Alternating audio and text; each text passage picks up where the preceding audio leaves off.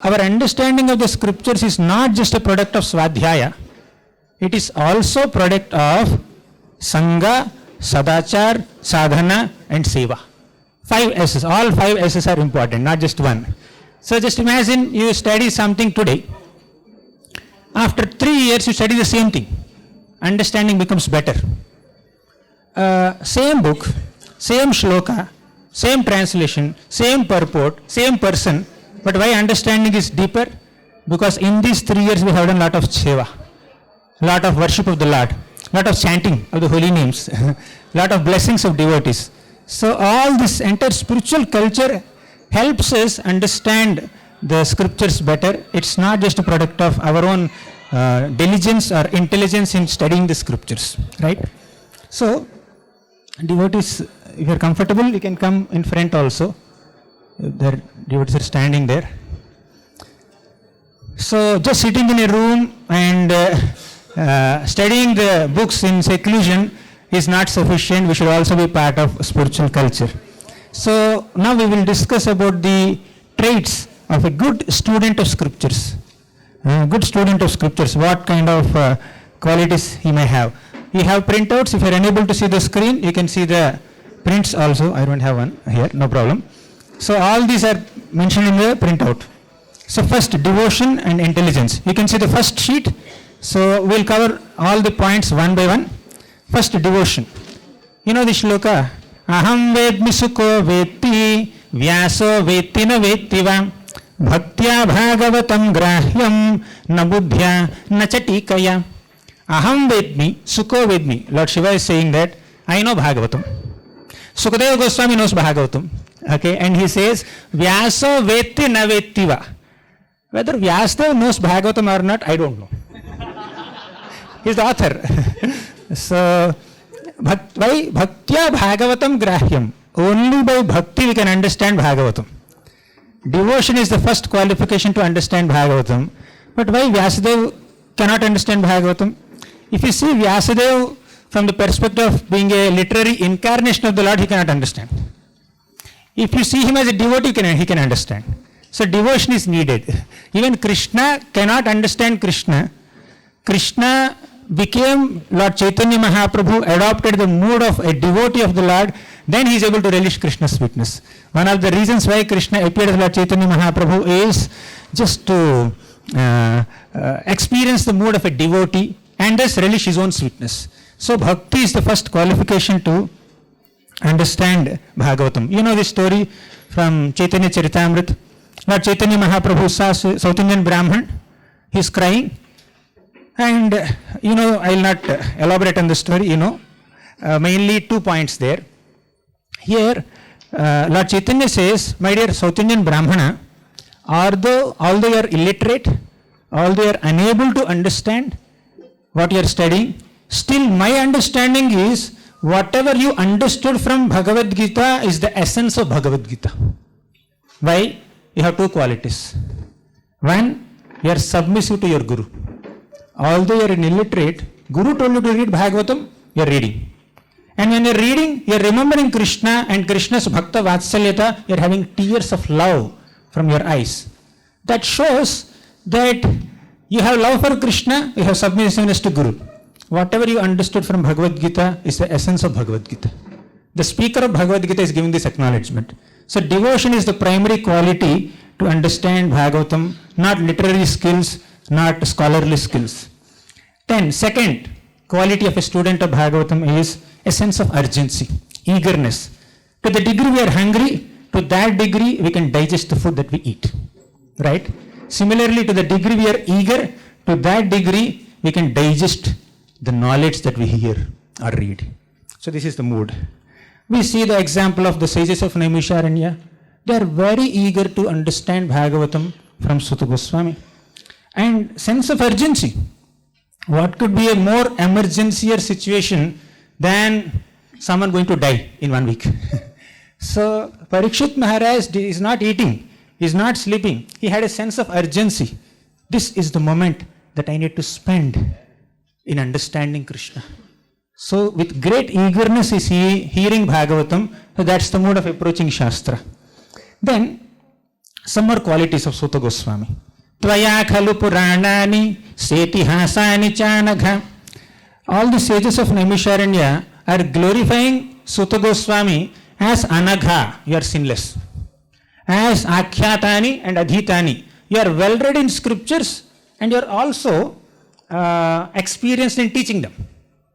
But ability to teach, ability to study and being sinless are only external qualifications. What's the main qualification there? Vetatvam somya tatsarvam tatvatastadanugrahat bhruyuhu snigdhasya sishyasya guravo guhyamapyuta.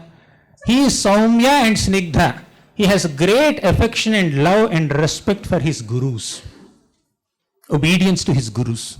That culture of respect and affection that he has for his guru is the real qualification of Suta Goswami to assimilate the essence of Srimad Bhagavatam and present it to the sages of Naimisharanya. Scholarship, experience in reading, presentation skills, they're secondary, right? So this is most important. And Saumya, he is pure at heart. He has no diplomacy, he has no duplicity, he has no hypocrisy. All these qualities matter in understanding the scriptures. Then, character and dealings, that's what I just mentioned. And also we need to be grateful to all the teachers, grateful to all the acharyas, grateful to Srila Prabhupada. In that mood of gratitude, we can assimilate the Shastra better. Okay. Second point. Fifth point. We should also be humble and faithful. As Krishna says in Bhagavad Gita, Shraddhavan labhate jnanam. If you have Shraddha, if you have faith in the scripture, we'll understand it better. If you are doubting the scripture, right?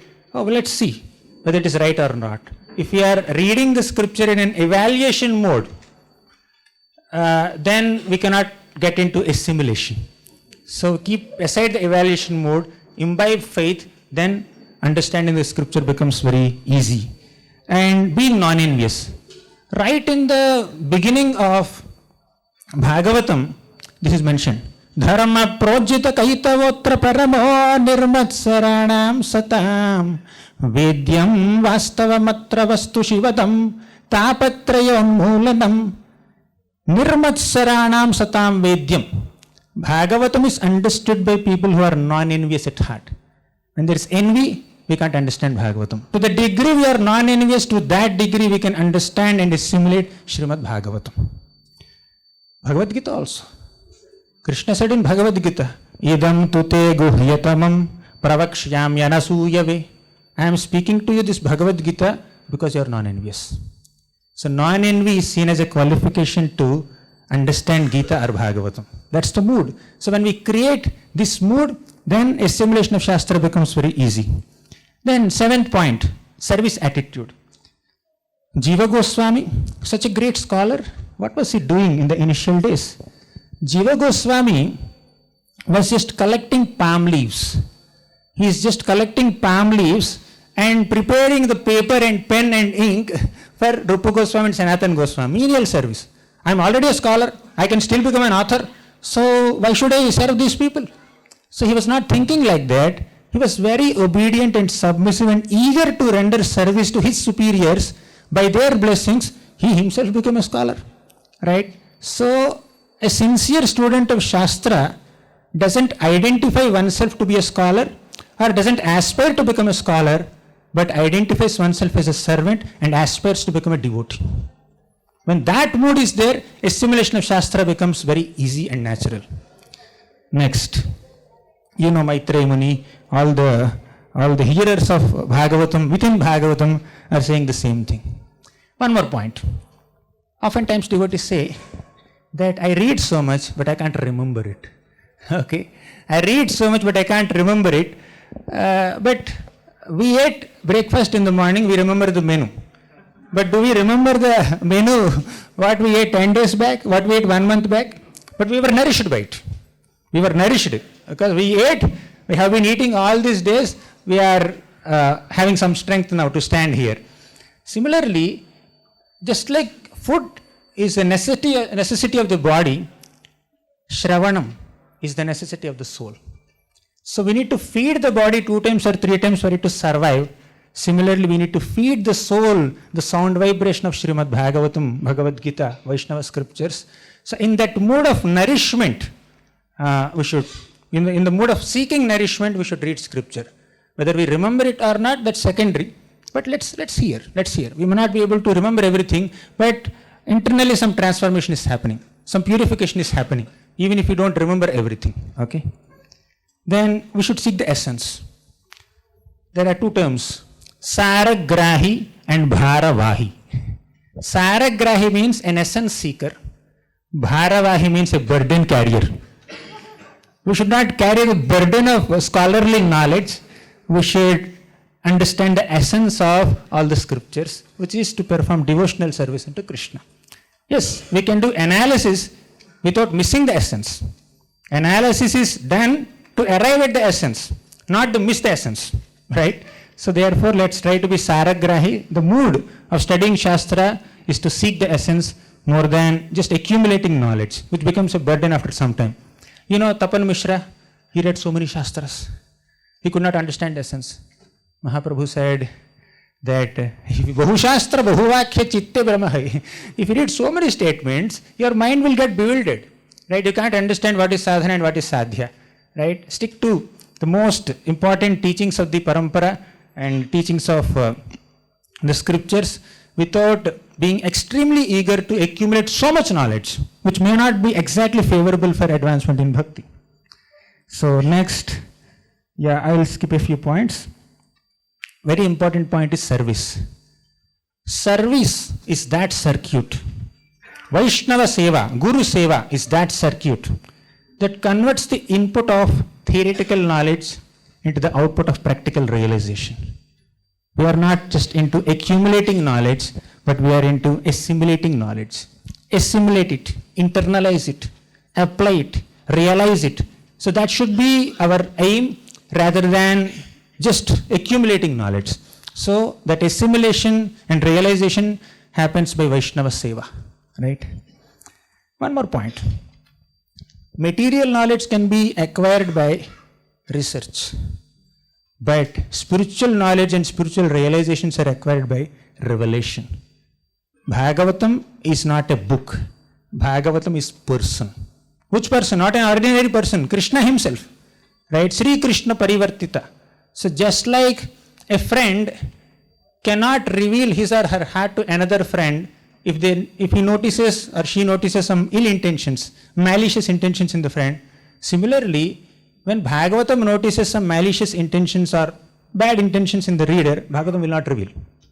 People may approach scriptures from a historical perspective, philosophical perspective, analytical perspective, grammatic perspective, linguistic perspective, but they miss the devotional perspective. They cannot assimilate. So devotion is important. We need to seek the essence. So scriptures, just like Bhagavatam is Mohini Murti. Mohini Murti has given nectar to all the devatas. She has not given a single drop to the demons. Why? They are envious. They are not qualified. Similarly, depending on the attitude of the student or the reader of Bhagavatam, Bhagavatam will reveal the inner meanings. Bhagavatam reciprocates with the sincerity of the reader and not just the intellect of the reader. Okay. So this Bhagavatam is like lamp, sun, fruit, and Mohini Murti. I just mentioned about Mohini Murti comparison. Others I am going to skip now. So next, I will directly go to the second section. After preparing our mood to study scriptures, let's try to identify some methods of studying scriptures. Practical methods. So once we prepare our mood nicely, we can start implementing the process of studying the Shastra. Shastric study can become very pleasurable with a few favorable habits, realistic methods, practical methods, conducive ambience, and compatible association. All four are needed. So we will see them one by one. So before that, let me speak about the 5 aspects of Swadhyaya. We saw some time back 5 aspects of spiritual culture, right? Sadhana, Seva, Sadachar, Sangha, and Swadhyaya. Now we are going deep into Swadhyaya part. Swadhyaya has 5 aspects again. 5 aspects of Swadhyaya. What are they? Shravanam. First, hear from an experienced teacher. If just reading books are sufficient, if reading books is sufficient, then why there are schools, colleges, universities, teachers, professors, lecturers? So hearing is needed even to acquire material education. Okay, what to speak of spiritual education? Submitting to Guru is needed. So our Swadhyaya, understanding of scriptures, begins with hearing from a bona fide teacher. First point. Second is Pathanam. Then you self-study. So teacher may not reveal everything. Teacher will not cover everything. Okay. Teacher will give 1 hour class. Student has to read for 3-4 hours. Okay. So first Shravanam, then Pathanam. Pathanam is self-study. We'll go deep into self-study sometime later. Third is Mananam. Manana means revision. So you heard the scripture, you read the scripture, but we need to revise the scripture also. Let's revise it, recollect it, ruminate on it. So if we don't regularly revise it, we may forget it. We may not be able to retain it. To retain what we studied, we have to revise regularly. Fine. So that is Mananam. Then fourth aspect of Swadhyaya is Nididhyasanam. Nididhyasanam means contemplation. You revise what you have studied, but you also deeply think on it. So let's try to think deeply, introspect, contemplate on the contents of the scripture. That's the fourth element. Then you, after learning the scripture through these 4 elements, we continue to learn the scripture through kirtanam, through speaking. So when you share what you have understood with another devotee, we'll understand it better. Prabhupada writes it in the first canto purports. When we share what we learned with other devotees, we can understand it better. So these are 5 aspects of Swadhyaya. We'll go one by one. First is Shravanam. As I mentioned, Shravanam is very important. There are unlimited shlokas in Bhagavatam that describe the importance of Shravanam. Pibanti ye Bhagavata atmanasatam kathamrutam Shravanaputeshu sambhrutam. So one should be able to fill one's ear holes with the pure nectar of Srimad Bhagavatam by hearing them from a pure devotee. But Shravanam also includes avoiding Shravanam from unauthorized sources. Prabhupada often quotes this shloka. Avaishnava mukhodgirnam bhutam harikathamritam Shravanam naiva kartavyam sarpochishtapayo yatha. Right? Yathapayah. Means if we hear Srimad Bhagavatam only or Bhagavad Gita only, bona fide Vaishnava scripture from a non-bona fide speaker, then we may not be able to realize it. In fact, it could also have some poisonous effects. Therefore, so we should avoid hearing from unauthorized sources. That's what is mentioned. Then, Bhagavatam also says this. At the end of Bhagavatam, there is this shloka. Srimad Bhagavatam Purana Bamalam Yadvaishnavanam Priyam Yasmin Paramahamsyameka Bamalam Gnanam Param Giyate Tatra Gnana Viraga Bhakti Sahitam Naishkarmyam Avishkritam Tat Shrinvan Supathan Vicharana Paro Bhaktya Vimuchyennaraha. I will not elaborate the full shloka. Let's focus on the last line. Tat Shrinvan, hear Bhagavatam. Supathan, study Bhagavatam. Vicharana Paro, do Mananam and Nididhyasanam. We also try to ruminate, revise it, contemplate on it. Bhaktya, with devotion. Vimuchyennaraha. All the terminologies that I am showing here, they are coming from Bhagavatam only.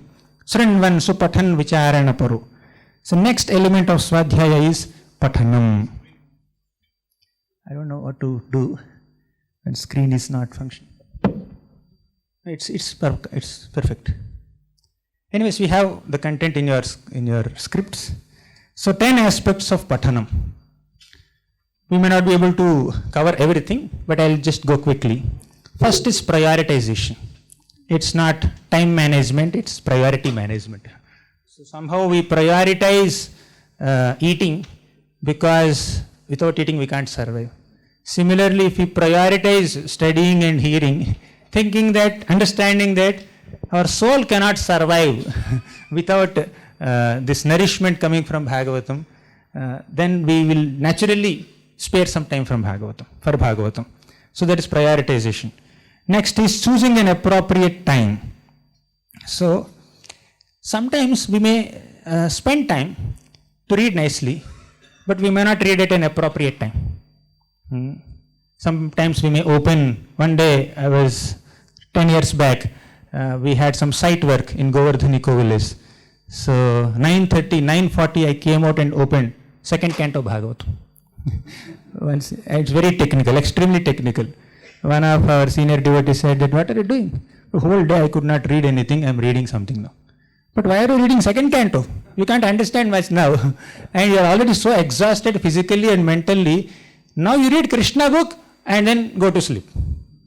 Reading is good. You want to read something in the day, 15-20 minutes, you read Krishna book and go to sleep. Don't start a very heavy intellectual activity now. So sometimes we may want to study, but we may not study at the appropriate time. Of course, there are some scholars, some great devotees who can understand Uddhava Gita also in the middle of the night. When their sleep breaks, they'll get up and open Uddhava Gita. They're very philosophical, but some general devotees, like we need something lighter. So some books are little light to digest, pre-digested material is given. Some are very technical. So you need to read the right book at the right time. So choose an appropriate time for study and try, as much as possible, let's try to be consistent. Then fix some duration, some basic amount of time, say 20 minutes, 30 minutes, 1 hour, 2 hours, depends on how practical it is in your schedule. So choosing an appropriate time of study, fixing an amount of duration, then selecting study space also. Right? If you want to read second chapter Bhagavad Gita, we may not sit in Dadar railway station and read. Right? Because it's so noisy and it's very distracting. We may not sit in front of TV and read. So selecting a good study space also is important. For me, the pen that I use to make my notes also is important. Otherwise, why am I spending time in these externals? These are all externals. We are not yet into Swadhyaya. But when the externals are taken care of, as soon as you sit for study, you can get into the mood. But you spend, say, 1 hour is the allocated time. You are sitting at a new place, at a new time, which you are not habituated to. Half an hour will go in getting habituated to this new ambience. Right? The ambience can be programmed, but we have to read in a devotional mood. So we can immediately get into the mood of study when these externals are taken care. Sitting at a nice place at a regular time. Today I read at 10 o'clock in the morning. Tomorrow I read at 12 o'clock in the night. It may not work. Right? If there is a regular habit, then it becomes easy. Then concentration. Okay, I will not elaborate so much. Like smartphones are there. If you read, sit with Bhagavatam with a smartphone next to it. Okay? Every 2 minutes some message comes. Right? So 2 minutes you take the phone, check the message, keep it back. After 2 minutes again another message. After 4 minutes another message. After 5 minutes, no message comes, still we will pick it up. Right? We are doubtful whether mobile data is on or not. Wi-Fi is on or not. Please believe me, just by checking phone 10 times we will not get messages. Someone has to send them, then we will get. Okay, so we can keep it aside so that we can focus. So, and write book at the right time, I said. Sometimes we may want to read, we are very sincere, we are allocating time, we are keeping the smartphone aside also. But if I am a beginner, if I just started bhakti, I can't begin with Ujjvala Nilamani, Lalita Madhav, Vidagdha Madhav. I should read on the way to Krishna. Let's slowly Bhagavad Gita, then come to Bhagavatam, then Chaitanya Charitamrita. So we may sometimes choose a book that may not be the best book for us at our current level of devotional understanding. So we need some guidance to choose the appropriate book. Okay? So that will make our study better. Sometimes we may take a book which is beyond our capacity to digest and we develop an aversion. Oh, this book I can never understand. So Shastric study is not meant for me. So if we read under guidance, then it becomes easy. Next. Yeah, this I covered. So we also try to see the essence of the whole episode while going through the stories and concepts and the flow. We should also try not to miss the essence. Sometimes a chapter may be 50 pages, a purport may be 4 pages. Right? We may read, we may go into details, but we also try to get an overview of things. I'll come to the next point. So we should also not miss the essence. This point maybe you can read in the book. I am going to skip this. Then, Yeah, making notes is one thing that helped me, and I know it helped many devotees also.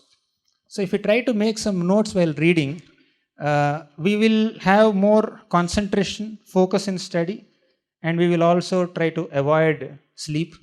So, class is going on. If I sit, I may doze off sometimes. But if I also make sure that I make some important points, note some important points in my notes, the sleeping tendency will be reduced. Focus will be increased. This may not be true for all devotees. I found it helpful. Many devotees found it helpful. If you find it helpful, you can take this point. Otherwise, making notes is not mandatory item as a part of self-study. It will help us in some way. So we can easily recollect it. Say I read first chapter of second canto today. I made some notes. Chapter may be covered in 30 pages or 40 pages. I made some notes of 2-3 pages.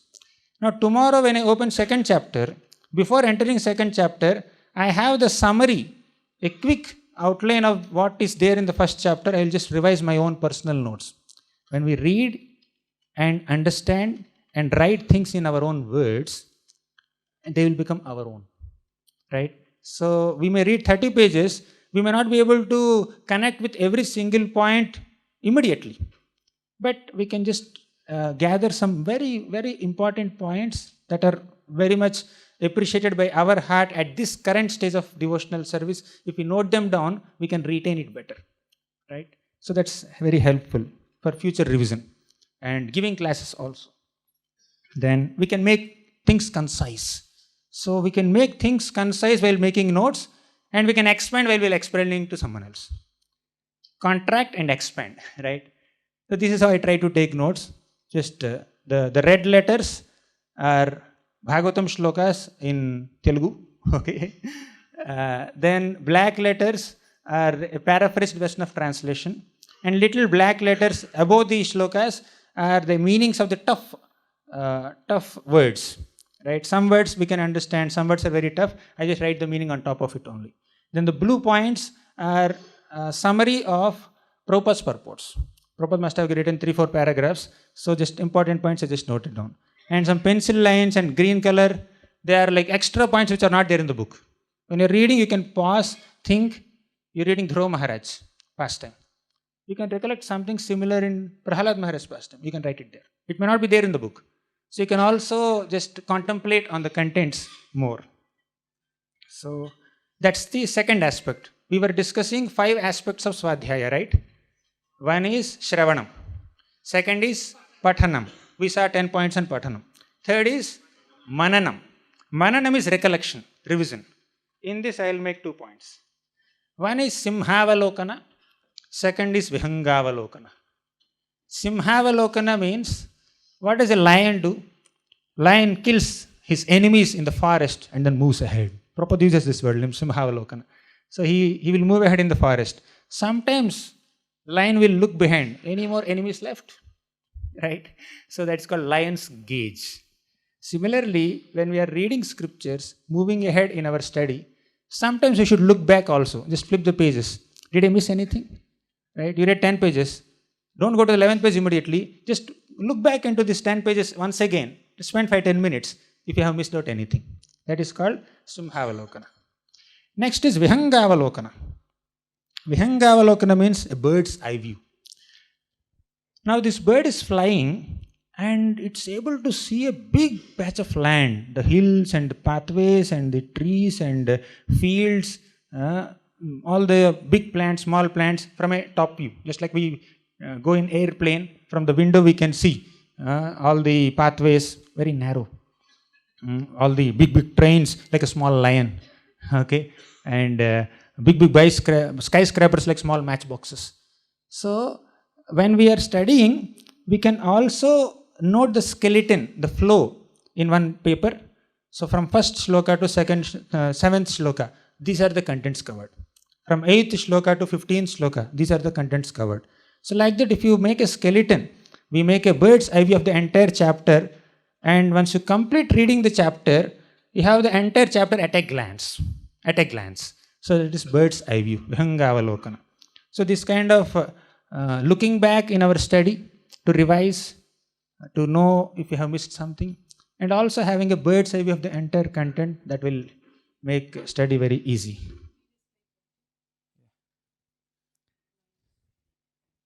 So 11:53 now, we have 7 minutes to cover. I'll skip few points. I'll go to Nididhyasanam now. Nididhyasanam means deeper contemplation. After doing mananam, mananam is revision. Revision of what you have already studied. Nididhyasana means you are thinking, you are reading between lines. It's not written there. You are contemplating something. So you are reading between lines in line with parampara. Just like a teacher may say, my dear child, write A, B, C, D, and the child will write A, B, C, D. So the teacher says, just write A. The child is writing A and just doing drawing A, but not identifying this is alphabet A, B, C, D. If the child only identifies only tries to draw this alphabet, but not understanding that this is A, this is B, this is C. The child wrote all these alphabets multiple times, but if the teacher asks, write C, doesn't remember what diagram is that, what figure is that. So when the teacher says C, the child may write A, because the child has not identified this is A, this is B, this is C, D. Similarly, when we are reading Shastra also, we cannot muck up things, we cannot by-heart things, we cannot just keep a visual memory of the things in the head only. We should also understand, process it with our own intelligence. We should ruminate on it, and we should also introspect deeply. So deeply contemplate or introspect on what we have studied. That's what the Bhagavatam shloka says. Tat shrindvan supathan vicharana paro. Vicharana also we have to do. So we should reflect on things. One is revision, second is reflection. So Prabhupada says, we shouldn't blindly follow something. Instead, we must understand things with logic and reason. That is Nididhyasanam, being thoughtful. Now the shloka is only 4 lines. The Acharya may give 4-page purport. Where is it coming from? From their contemplation, from their Nididhyasanam, from their reflections. So this reflections is not just speculation. This knowledge that they are giving in long purports is not a result of speculation or concoction, it is realization. If we do Nididhyasanam, then we'll realize things better. Okay? So read between lines, but in line with the Acharya's teachings. Let's read between lines, not outside the page, but in line with the teachings of Acharya. Okay? Then 5th element is Kirtanam, speaking. In this, I'll just answer 2 questions. First question, is speaking meant for only public gatherings? Second question, can speaking be an impetus for study? Okay, can be. Now, first point, is speaking meant for only public gatherings? This sharing of Harikatha need not be restricted to classes. Now, we are sitting here, we have devotees, 100, 200 devotees are sitting here, I am speaking. But even if 200 devotees are not there, I can sit here with my friend and share Harikatha, 1 hour. So that's what all the devotees in Chaitanya Charitamrita are doing. Lord Chaitanya Mahaprabhu just sits with Ramananda Rai, discusses Krishna Katha for 10 days. He does not have a big audience. He does not have a Zoom call with 1,000 people logging in. He does not have a big pandal erected with a stage with 1,000 people and with a sound system and then screen and PPT. He does not have all that. Just 2 of them relishing Harikatha. Parasparanukathanam pavanam bhagavadyashah mithoratihi mitha tushtir nivrittir mitha atmanah. So paraspara anukathanam, devotees increase their relationships. Devotees improve their relationships and also collectively increase their love for Krishna by regularly sitting and sharing Harikatha with each other. That's what Krishna said. Machitta madgata prana bodhayantaha parasparam kathayantascha mam nityam tushyanti charamanti cha. Machitta madgata prana. Devotees enlighten each other, share Harikatha with each other. Therefore, my conclusion is, Krishna Katha should not be restricted only to formal and public gatherings.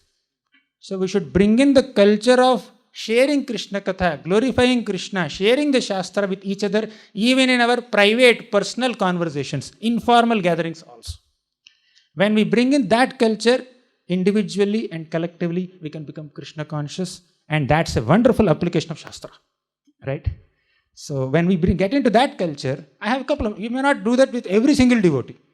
You have a couple of friends, 2-3 devotees are there with whom you regularly share Harikatha. So that's a wonderful way of improving our Krishna consciousness. Next, can speaking be an impetus for study? Sometimes we are scheduled to give classes or courses, then we study nicely and then we present it. Why? We study nicely because we have to teach. That's good. Somehow or the other, studying Shastra is good. But I have another point here. Even if we don't have to give a class, let us study. Right? Even if we don't have a Pandal program or some festival program scheduled, let's study. It's for my nourishment. It's for my purification. It's for my meditation on Krishna. So if we can have a self-study habit, and whenever we are asked to speak, it will just come out. It's like our speech is a product of our regular study. Okay, it's like tomorrow there is an exam, the student will study. But whether exam is there or not, so if the student studies on a regular basis, he's a good student, right? So that's one point I wanted to mention. So now teaching Shastra. We saw 2 points till now. The mood of studying Shastra. Second, the method of studying Shastra. Sorry, I'm going a little fast-paced because of the time factor. Huh? Yeah, we have only 5 minutes. Yeah, I understand. Now, I'm going to skip this entire section of studying Shastra. Mood of teaching Shastra. Let's do only one statement. Speaking the Shastra is an expression of love for Krishna and in the mode of being an instrument of Krishna. Instrument in Krishna's hands. A devotee, an acharya, or any preacher, any teacher of Shastra identifies oneself as a humble instrument in Krishna's hands and then presents the knowledge that Krishna has given in the form of scriptures. Right? So speaking Shastra is meant to be an expression of love. Now the mood of teaching Shastra should not be that I know so much, these people don't know anything, I'm enlightening them. Okay? If the study of Shastra induces pride in the student, in the teacher, if teaching Shastra induces pride in the teacher, then actually he has not understood what he is teaching. This is the perfect example. In our Sharanagati library in ISKCON Chowpatty, we have this picture. Initially I was wondering, there are so many beautiful Krishna pictures, Radharani pictures, so many paintings are there. Why this picture is kept? At that time I did not know the pastime. So later I saw the shloka and I understood, here is a speaker of scriptures, Romaharshana Sutta. He was arrogantly sitting on the Vyasasana without respecting our Balaramji. So a speaker may not get up for every single person who is entering the hall, but when the Supreme Lord himself comes, Prabhupada writes, when the Supreme Lord himself comes, he can't just arrogantly speak. He should get up and acknowledge. All the other sages acknowledged Balaramji's presence, but he did not acknowledge. So he understood there's a pride in the heart of this Romaharshana, and Balaramji just killed. Adi Guru punished this Guru, this teacher of scriptures, because he is not teaching in the right mood. Fine? So that humility is very important. So when that humility is there, then teaching becomes more effective. So you can go through these 15 points in the third page of your sheet. I'm not going to cover all of them, but I'll just directly go to the method of scriptures, method of teaching scriptures. So qualities of a good teacher of Shastra is language of heart, compassion, transparent transmission. Transparently transmitting the transcendental message will lead to transformation. Will stop all tribulations, will stop all temptations. But if there is no transparency, honesty, loyalty to the parampara, then that concoction, the speculation, the deviation will create havoc in one's own spiritual life and other spiritual life also. Right? So teaching has to be done, teaching Shastra has to be done with great responsibility, in the mode of being a representative of Acharyas, not a replacement for the Acharyas. Right? There are 10 Acharyas, I'll become 11th Acharya. I'm a replacement. We are not replacements, we are representatives. Okay?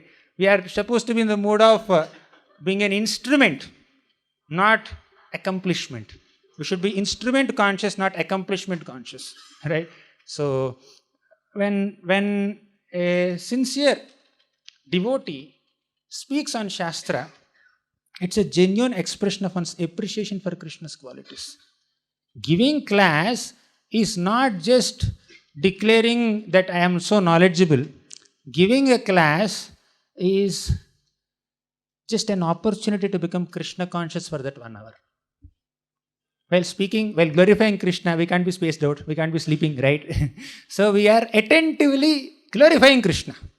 It's an opportunity for us to become Krishna conscious for 1 hour or 2 hours, whatever may be the duration of the class. So we need to see that as an opportunity to become Krishna conscious. The many other points are there. One more point is gratitude to the hearers. All the speakers of Srimad Bhagavatam are very grateful to those who are hearing.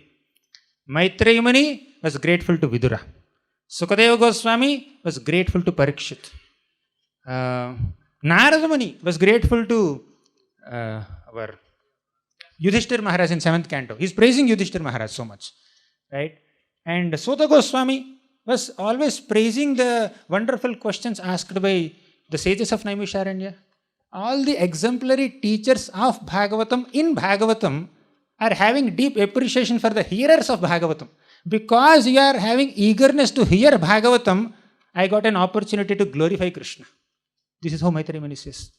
So a good teacher is grateful to the student of Shastra. So we will just, one little point. See, Mother Yashoda constantly hears the complaints of the gopis of Vrindavan. All the gopis of Vrindavan directly witness Krishna's naughty activities, stealing activities, and they would complain to Mother Yashoda, your son is so naughty, like this, like that. Then the gopis are actually making butter so that Krishna could come to their homes and steal butter. Okay? They are actually relishing Krishna's pastimes. They are sharing Krishna's pastimes with other devotees, other gopis. The gossip in Vrindavan is Harikatha. Okay? The subject matter of a casual conversation in Vrindavan is glorification of Krishna. Okay? So this is how the gopis are conversing amongst themselves. One day they thought that we are seeing Krishna's butter stealing pastimes, but Mother Yashoda is not seeing them. Why would Krishna steal in his own home? So Mother Yashoda is missing all the stealing pastimes of Krishna. Krishna steals in Yashoda's house also. These innocent gopis don't know. So, but they are thinking that Mother Yashoda does not have that experience. Let us go and give this information to Mother Yashoda.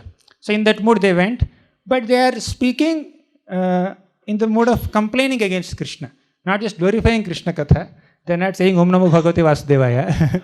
They are chastising Krishna. They are criticizing Krishna. They are very angry with Krishna, apparently.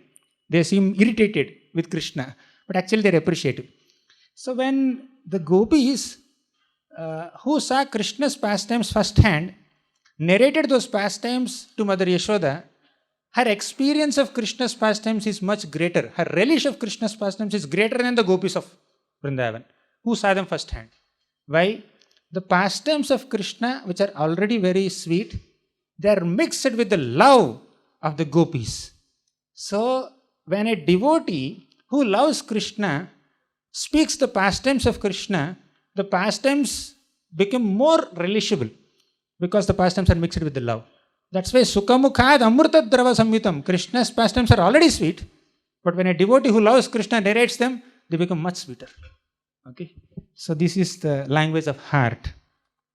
So with this, I'll just conclude in 5 minutes. It's 12:08, my God. I was told 12:10. So I will give just a couple of formulas for teaching Shastra.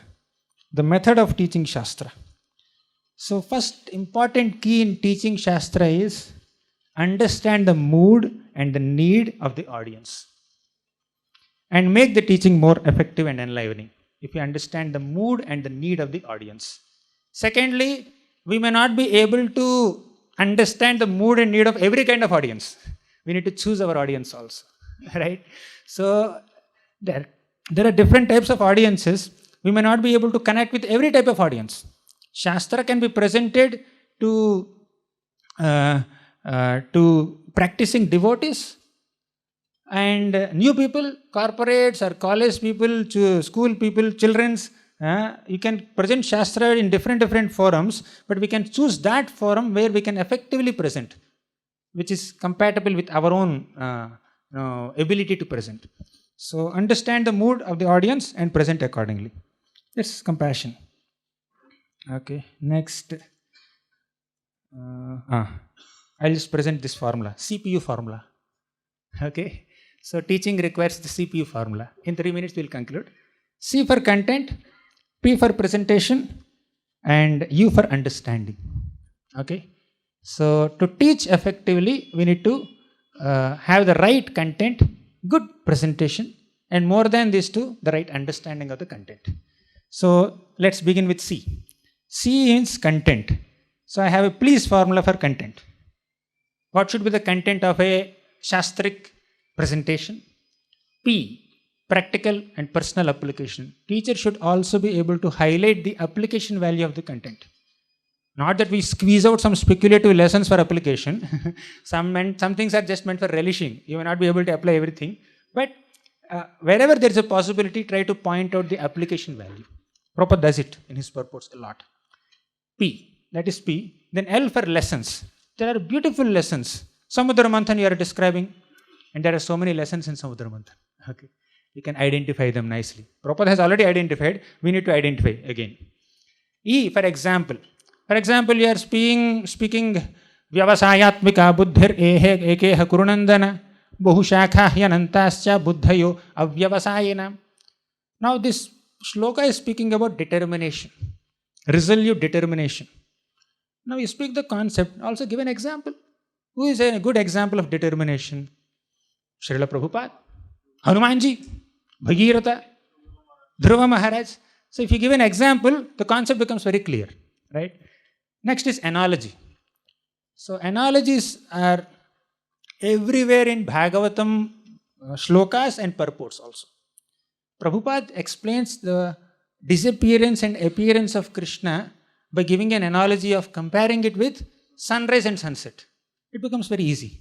So analogies will make the teaching very effective. S for Shastric connections, stories. So Prabhupada is giving a purport to one Gita shloka. He will immediately refer to one Bhagavatam pastime there.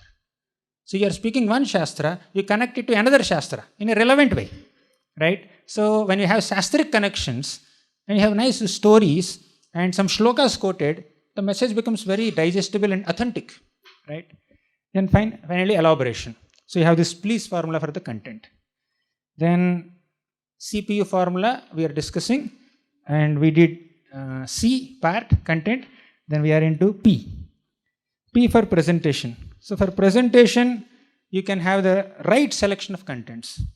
Now all the please may not be needed for every presentation, right? Some presentations need not have any analogies. You don't have to concoct an analogy to present something. It's already clear. No need of analogy or example. Okay.